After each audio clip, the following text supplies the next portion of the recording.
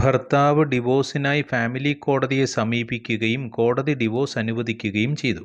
ഭാര്യ അതേ കോടതിയിൽ CRPC 125 പ്രകാരം 25,000 രൂപ മെയിൻ്റനൻസ് ആവശ്യപ്പെട്ടുകൊണ്ട് 2020 MC പെറ്റീഷൻ ഫയൽ ചെയ്തു. ഈ മെയിൻ്റനൻസ് പെറ്റീഷനെ ഭർത്താവ് എതിർത്തു. CRPC 125(4) പ്രകാരം ലിവിംഗ് ഇൻ അഡൾട്ടറിയിലുള്ള ഭാര്യയ്ക്ക് ചിലവിന് നൽകേണ്ടതില്ലെന്ന് കോടതിയെ ബോധിപ്പിച്ചു. എന്നാൽ ഫാമിലി കോടതി ഭർത്താവിൻ്റെ കണ്ടൻഷൻ അംഗീകരിച്ചില്ല.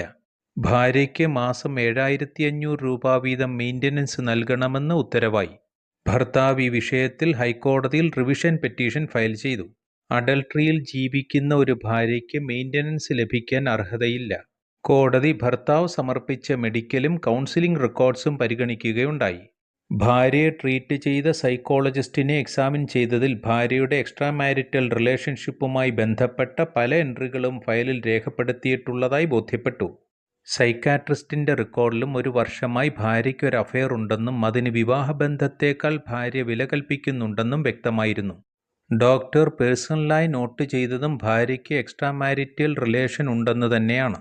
സാക്ഷി വിസ്താരത്തിൽ ഒരു സാക്ഷി വ്യക്തമാക്കിയത് ഈ സ്ത്രീ മറ്റൊരാളോടൊപ്പം ഹാഫ് നേക്കഡായി ഒരു വാഹനത്തിൽ ഇരിക്കുന്നതായി കണ്ടു എന്നതാണ്. അതേ പുരുഷനുമായി ഒരുമിച്ചുള്ളതായി ഇരുവരുടെയും മൊബൈൽ ടവർ ലൊക്കേഷൻ ഡാറ്റ പരിശോധിച്ചപ്പോഴും വ്യക്തമായിരുന്നു. ഭാര്യയുമായി അവിഹിത ബന്ധമുണ്ടെന്ന് ആരോപിക്കപ്പെടുന്ന വ്യക്തിയും ഡിവോഴ്സ് പ്രോസസ്സിലാണ്. ആ വ്യക്തിയുടെ ഭാര്യയും അഡൾട്ടറി ആരോപിക്കുന്നുണ്ട്. തെളിവുകൾ പൂർണ്ണമായും കേട്ട കോടതി സർക്കംസ്റ്റാൻഷ്യൽ എവിഡൻസ് അനുസരിച്ച് ലിവിംഗ് ഇൻ അഡൾട്ടറി ഉള്ളതായി കാണാൻ കഴിയും എന്ന് വ്യക്തമാക്കി.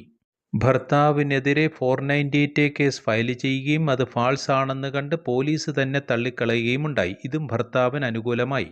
ശക്തമായ സാഹചര്യ തെളിവുകളുണ്ട്. അത് മതിയാകുന്നതാണ്.